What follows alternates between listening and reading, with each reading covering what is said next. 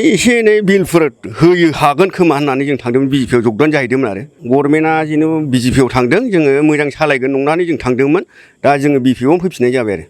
जोङो एसे खार'ना मानि जोङो एसे एनै जोंहा बिल मोननांगौ दंमोन बेनि थाखाय जों थांदोंमोन आरो बिजेपिआव बेसेबांसो रां मोननांगौ दंमोन जोङो ओरैनो 10-15 लाखसो मोननांगौ दंमोन बुरजामोन जोङो लोगोफोर गोजा ज' दंमोन आरो ग्रुबै दा मोनैनि थाखाय जों फैफिनबाय गुरायना फैफिनबाय आरो जोंनाव मोनसेबो जायाखै दा रावबो बबे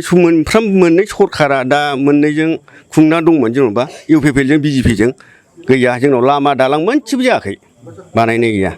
आरो बिथांमोनाहाय बुंबाय थादोंमोन जे जेनिखि रुलिं गभर्नमेन्ट सरकार बिथांमोना बुंबाय थादों जे महिलाफोरनो 75,000 सेलेरिनि थाखाय होगोन होननानै बुंबाय थादों नोंथांमोननि हिनजावफ्रा मोनदों ना मोना बेथ' जिर' खाथार मोनखाथाराखै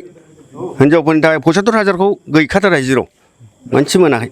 नाथाय नोंथांमोननि हिनजावफ्रा जे 75,000खौ लुबैनानै गोबां खरसा खालामबाय थादों नङा होनबा खरसा खालामदों बिसोरफ्रा मान खालामबावनो माने लेखा जेरक्स खालामनाय मा खालामनाय बिराद थाखा थांदों दा मोनथायाखै आरो गैया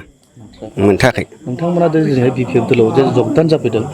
सोरबा बिपिएफनि लिडार बा बिपिएफनि सोद्रोमाफ्रा नोंथांमोनखौहाय जर जबस्ति खालामनानै जगदान जाहोदोंमोन जोंखौ रावबो लिडारफ्रा खुनु जोंखौ लेङाखै जोङो साननानै जों फैफिननाय जाबाय आरो बिपिएफआवनो दा जगदान जाफैनाय जाबाय आरो जेनोखि नोंथांमोनखौहाय राजिब बांगाल साराहाय जे नोंथांमोनहा बे समावहाय राजिब बांगालजों दंमोन नोंथांमोननि राजिब बांगाल सार नोंथांमोनखौहाय मा मा खोथा बुङामोन